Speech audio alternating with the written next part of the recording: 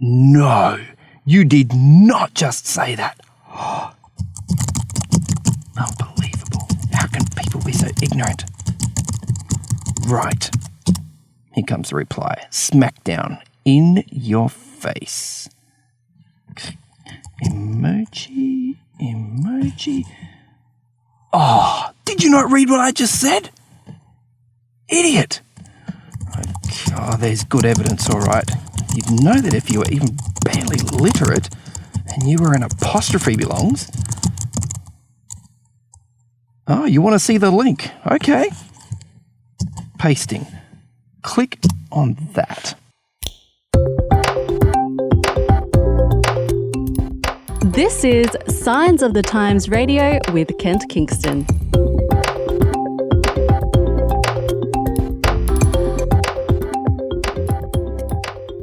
It's great to be with you for another episode of Signs of the Times Radio. And here in the studio with me is one of our authors from the April edition of Signs of the Times, Vania Chu. How are you, Vania? I'm very well, Kent. How are you? Yeah, I'm also well. Now, your good friends call you Vani, don't they? They do, yes. Yeah, or even V. Yes. I've had a couple of people call me V. So the longer someone's known you, the shorter your name gets. Is that how it works? Look, I'm just good with any name that sounds vaguely like my name since it's an unusual one and people usually get it wrong. There you go. So it's like Tania, but with a V. Yeah, absolutely. Okay, Vania Chu, cool. Hey, it's really great that you could be here with us, and thanks for writing the article too. No problem. I'm happy to be able to write it. Yeah.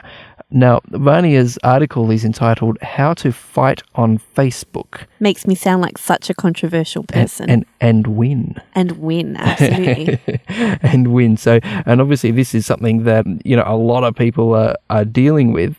But first of all, just about you, Vania, you work with Adventist Media. What do you do exactly? That's correct. So currently I'm a producer for Mums at the Table TV show, which is a show that screens every Sunday morning, 9:30 on Channel 7.2. And I also help produce the monthly magazine. Okay, for Mums at the Table. Also for Mums at the Table. Yeah. We had Melody on a couple of episodes ago, so there you go. So so she's the editor. There you go, and you're the TV lady. Well, it's good to have you here. So yeah, if you're interested in checking out the Mums at the Table TV show, yeah, jump on the website, which is mumsathetable.com. Mumsathetable.com. Okay, there you go. Cool. Now, obviously, you're involved in a magazine, you're involved in TV, but it's the new media that everyone's sort of been excited about and where everyone's going these days, social media in particular.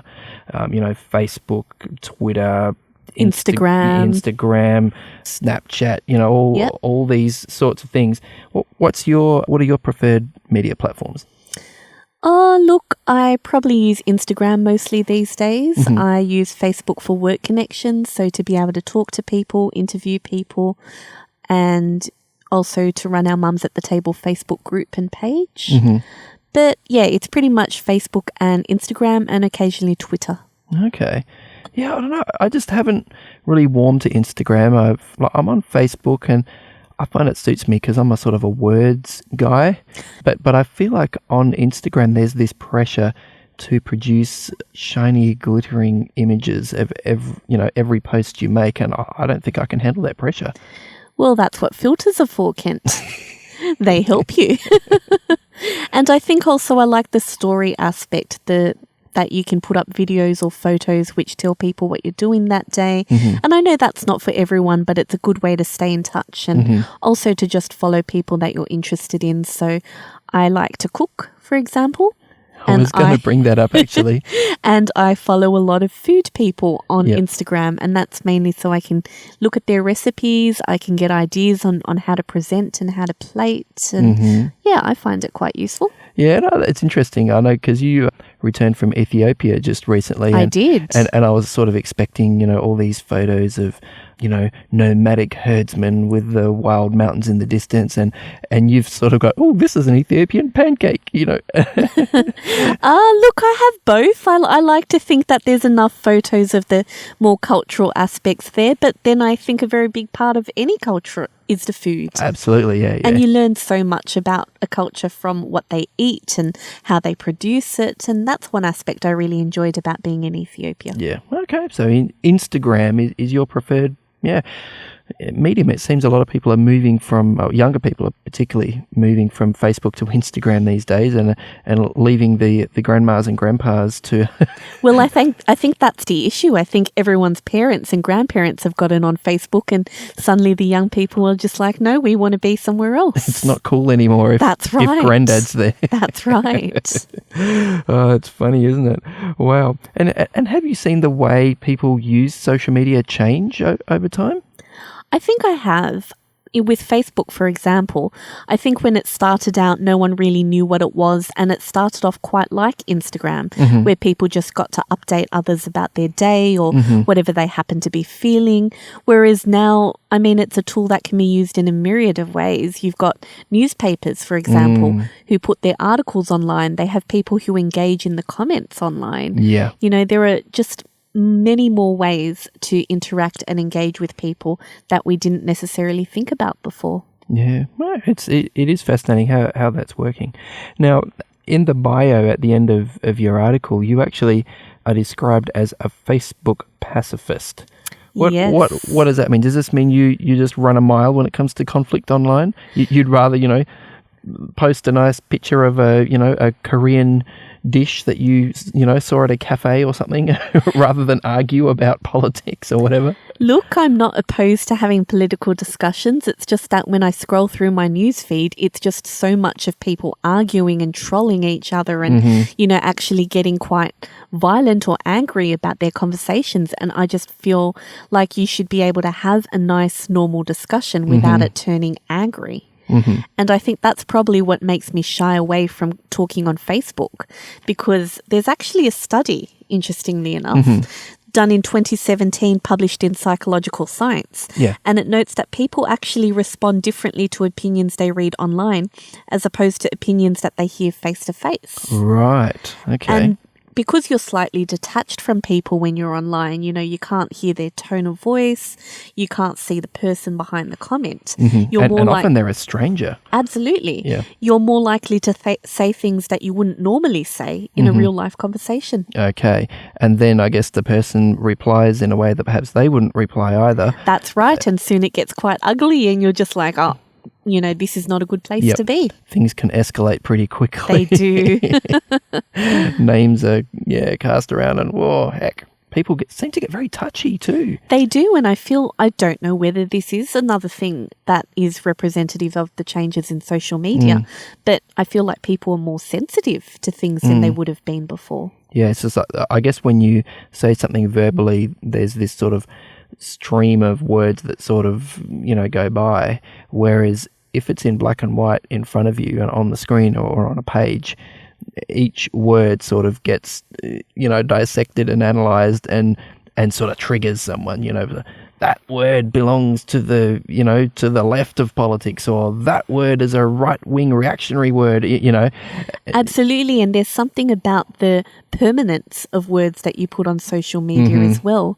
If I have a heated discussion with just the two of us, here right now in the studio, well, the only people that are going to know about that, with the microphones off, of course. Yeah, I was going to say, you, me, and the rest of Australia. Yeah. Well, you and me without the microphones. Yeah, sure. Whereas if I was to write something on Facebook, I'd have to think, well, how will that be perceived in a week? How will that be perceived in a year? Yeah. Are those really the words that I want left as a memory of what I thought about that particular issue? Well, that's right. And they say that employers these days will not only, read your resume and call your referees, but they'll also have a bit of a stalk on social media to see what you've been up to, and something, some wild party you went to in your 20s, dressed up, as Johnny Depp the Pirates of the Caribbean I mean, or you whatever. sound like you're talking from personal experience there, Kent. I'm not.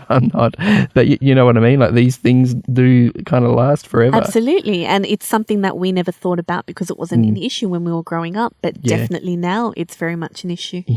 Do you find yourself apologizing on social media a lot? I do, I have to admit, because sometimes I have relatively strong opinions and then someone comes back and then I have to sort of clarify and say, well, sorry, I didn't mean to offend it. That might not have come out quite the way I meant it. Or are you a little more careful than I am, perhaps? Well, I think that's probably the benefits of being a Facebook pacifist is I don't usually have to apologise for that. Smart lady. All right, that's interesting. Now, there's one guy in your article that you quote, and his name's Andrew, and he says it's important to engage with tricky issues online. How do you put all that together? Well, I think it is important to engage with issues, but does it necessarily have to be online? I mean, there are other ways of getting your point or message across. Can you private message the person? Yeah. Can you ask if you can have a conversation with them in person? I just think there are other platforms where you can have the same discussions, but not necessarily cause the same conflict. Right, yeah. Because I guess there is the impulse, someone posts something and you're just like, what? Really?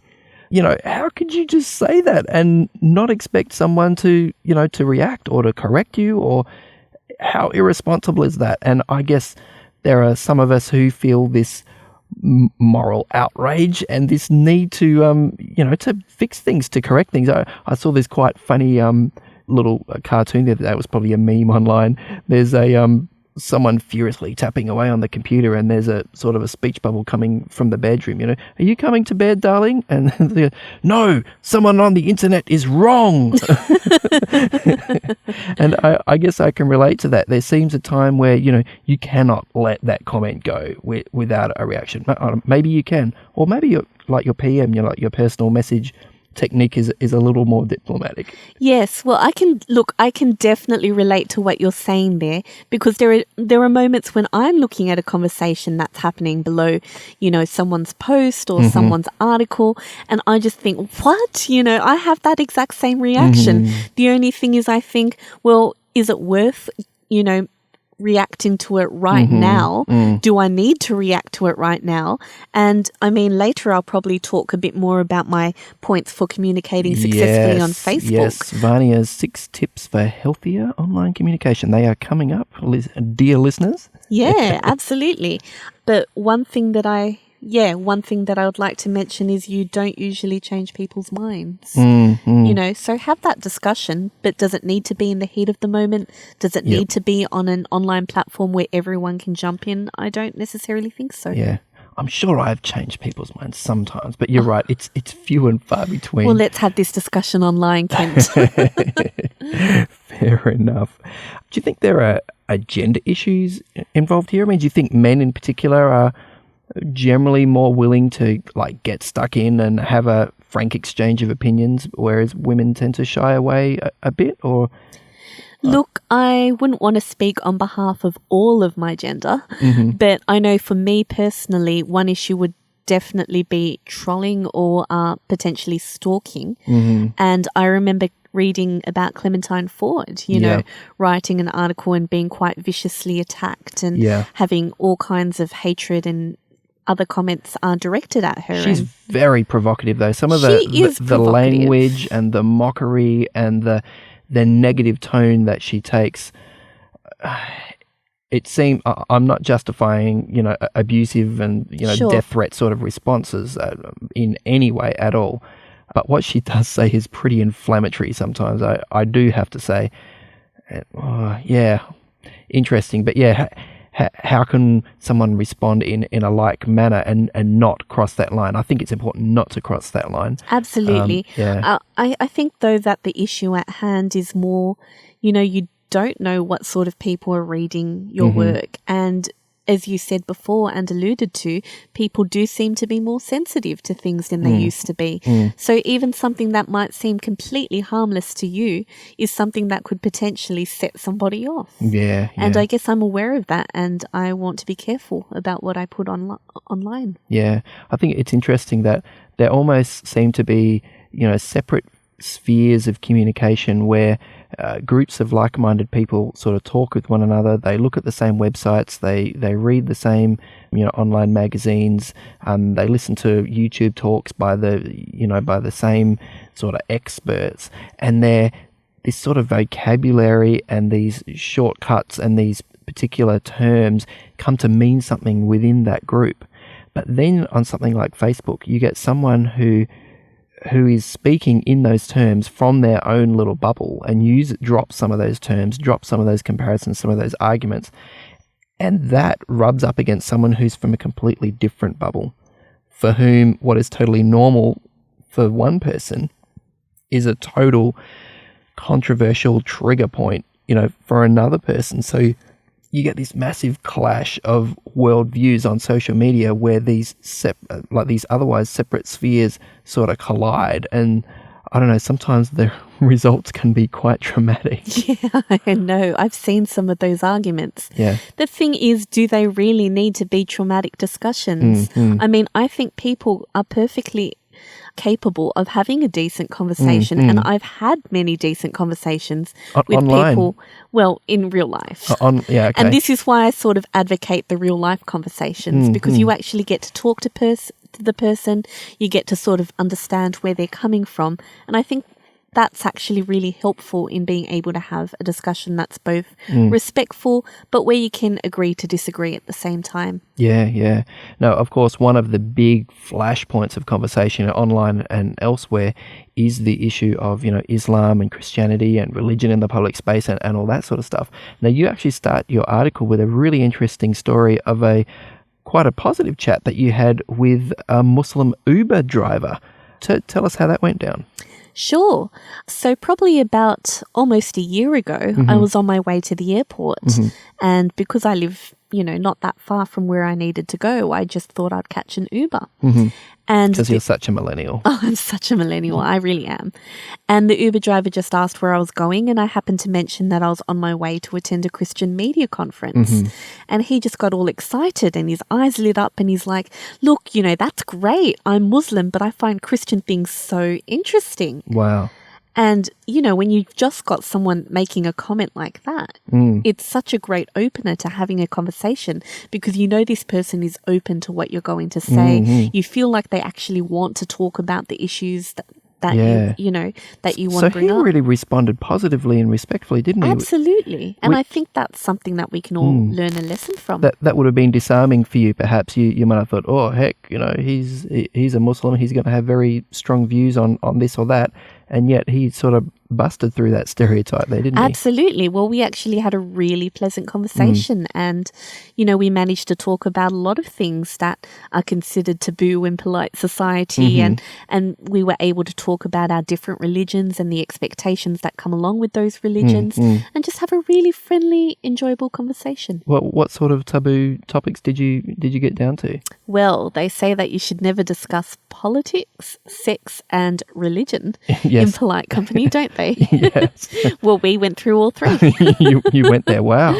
So did you ask him like the hard questions, like, what does jihad mean? Or Absolutely. We did get into that. Yeah. I mean, not straight away, but as we felt that we were both, open to learning more about each other's religion, we were able to tackle tougher topics. And I did ask, what is, your personal thoughts on this? And yeah, we had a really good discussion. Wow. And did he challenge you on probably the biggest sticking point about Christianity for Muslims, and that is the personality of Jesus? I mean, the Quran says over and over again, no one should make any partners of God, or say that, that say not Trinity, this sort of stuff, denies the Trinity, denies Jesus was the Son of God.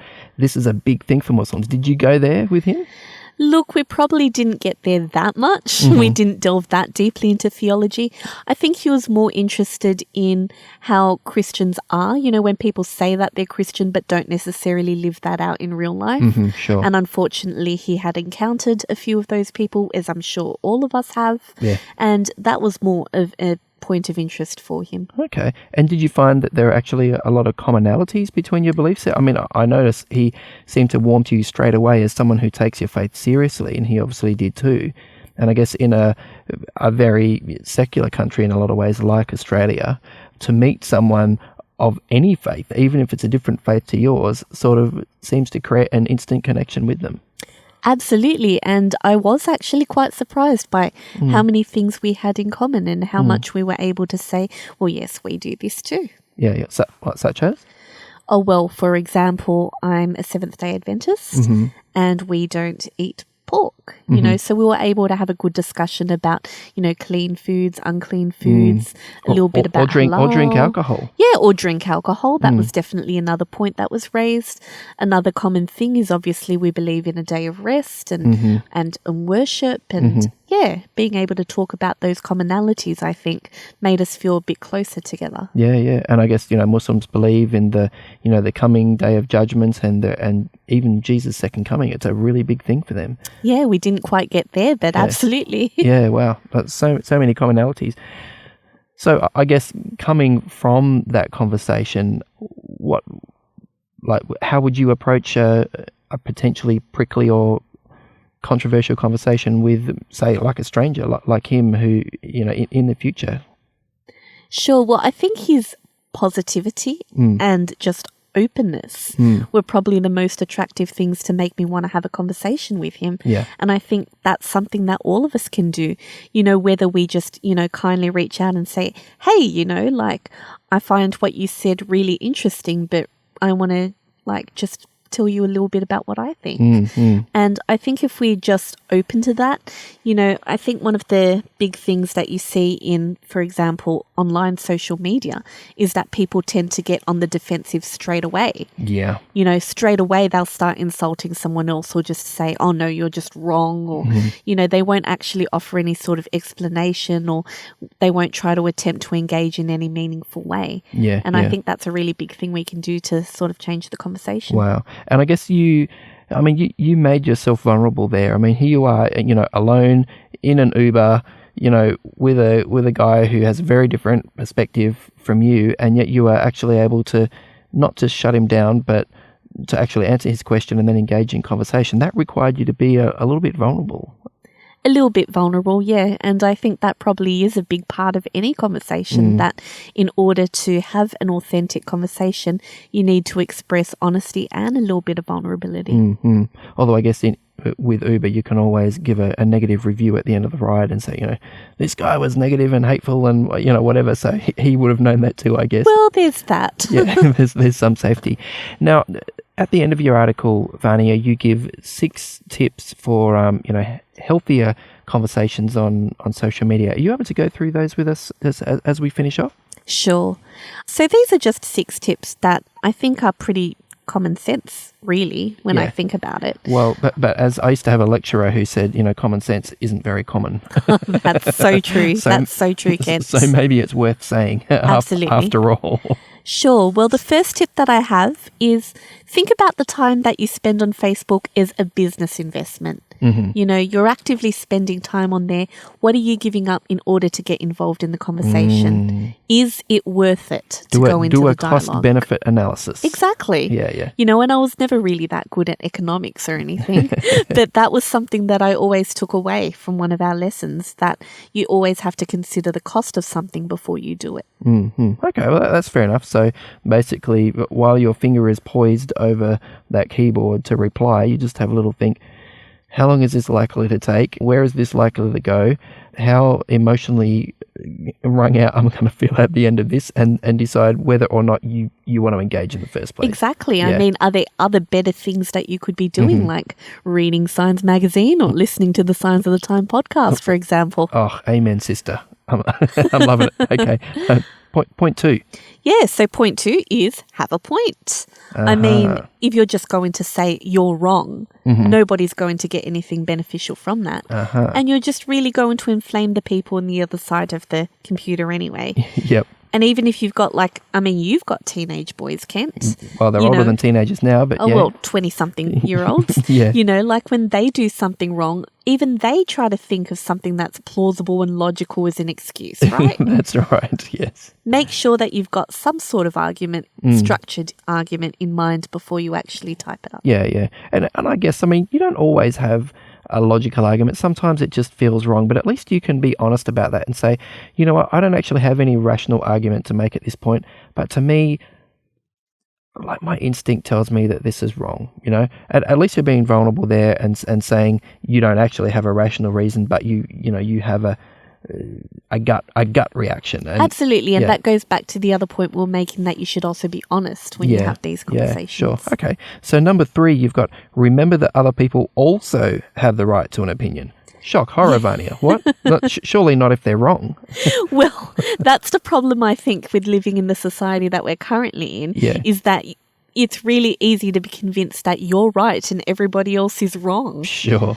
But, I mean, you don't really have much grounds for a discussion or any sort of respectful conversation when you come across it with that point of view. Yeah. So actually thinking, well, other people have legitimate opinions, at least let me hear them out, I think is a good way to start the conversation. Yeah, I mean, it's called social media, and that implies social interaction. You'd think so, wouldn't you? Which means not just talking, but listening. I mean, it's not a lecture hall where everyone needs to sit quiet and listen and nod, is it? I mean, that's right. And even in lectures, they encourage you to have feedback. Wow, that's funky universities these days. Okay, number 4. Ignore the actual trolls, because they're out there, aren't they? There are actual trolls out there, and I really think, well, these people clearly have nothing better else to do with their time, but they're out there.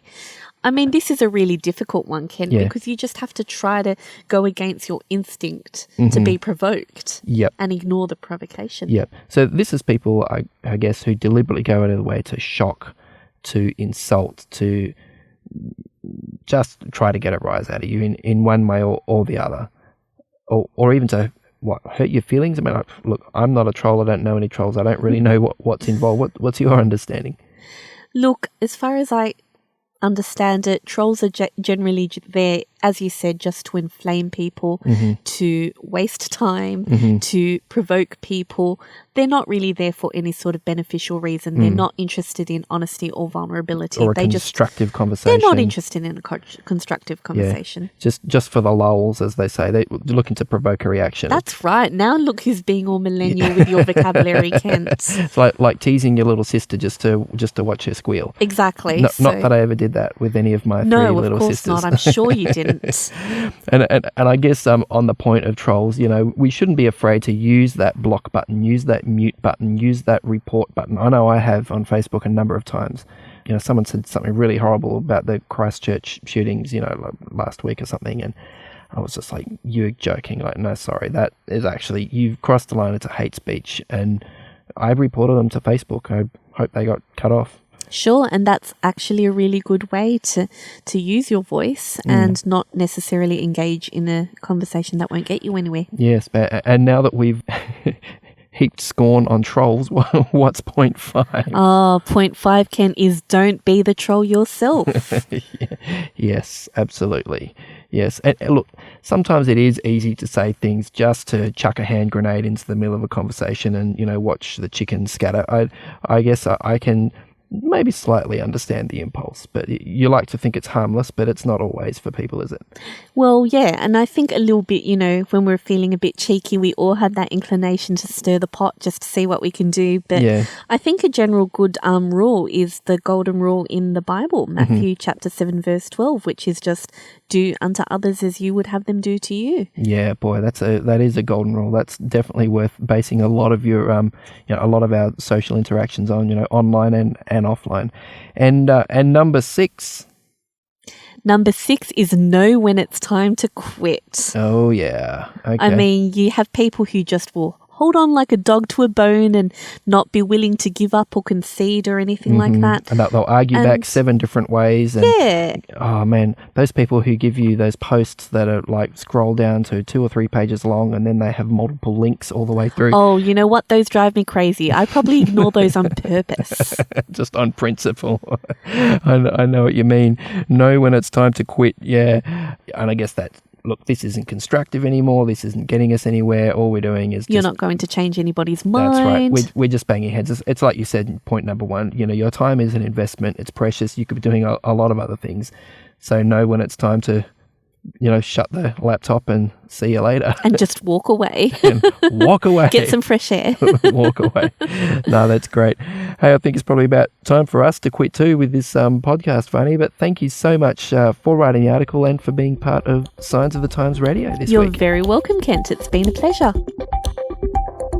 Today's episode was based on an article appearing in this month's Signs of the Times magazine. A subscription is just $26 for 11 issues a year.